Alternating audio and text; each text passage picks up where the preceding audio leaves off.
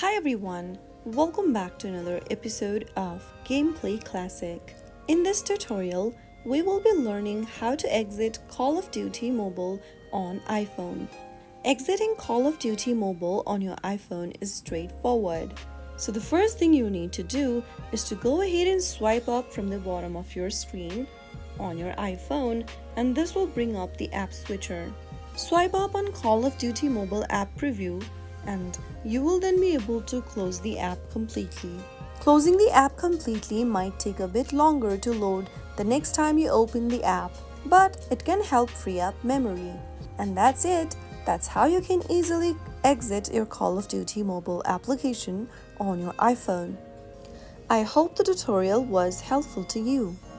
If it was, go ahead and give us a thumbs up. Don't forget to subscribe to the channel by hitting the subscribe button. Press the bell icon so that you'll never miss another upcoming upload from us. I will be back again in the next episode. Thanks.